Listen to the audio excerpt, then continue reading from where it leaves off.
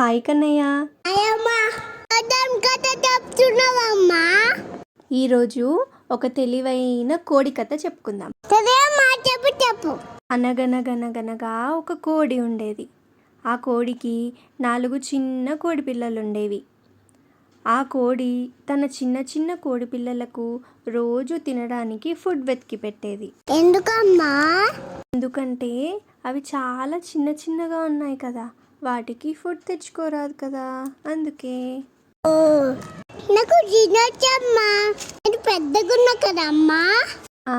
నువ్వు పెద్దగా ఉన్నావు కదా, నీకు తినొచ్చు.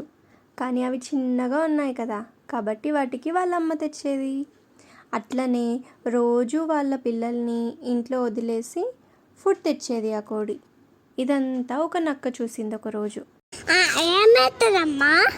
ఇదంతా చూసిన ఆ నక్కకి ఒక ఆలోచన వస్తుంది ఒకరోజు. అవును కన్నయ్య, దానికి ఒక బ్యాడ్ ఆలోచన వస్తుంది.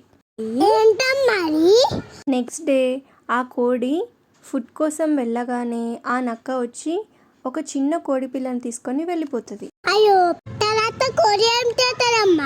కొంచెం సేపటికి ఆ కోడి వచ్చి చూసేసరికి పాపం తన చిన్న కోడి పాప కనిపించదు. చాలా బాధపడుతుంది, చాలా వెతుకుతుంది, కానీ ఎక్కడా కనిపించదు.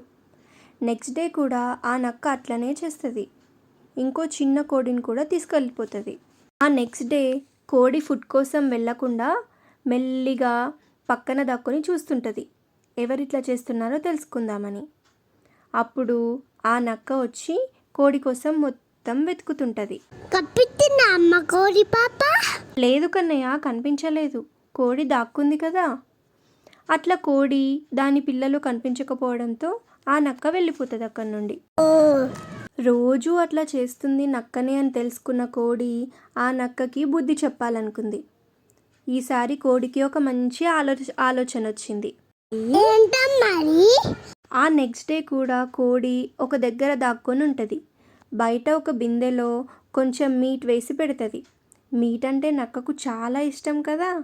నక్క అక్కడికి రాగానే ఆ బిందెలో నుండి దానికి మంచి స్మెల్ వస్తుంటుంది.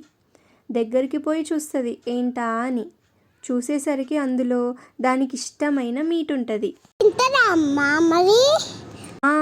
తినడానికి ట్రై చేస్తుంది, కానీ దాని మూతి అందులో పట్టట్లేదు.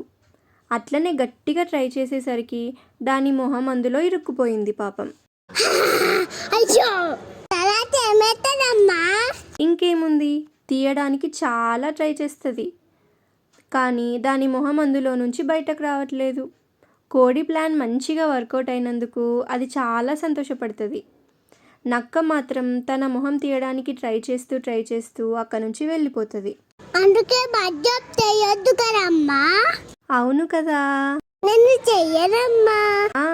అందుకే నువ్వు గుడ్ బాయ్ కదా. నక్క వెళ్ళిపోయిన తర్వాత ఆ కోడి తన చిన్ని కోడి పాపలతో హ్యాపీగా ఉంటుంది జాగ్రత్తగా.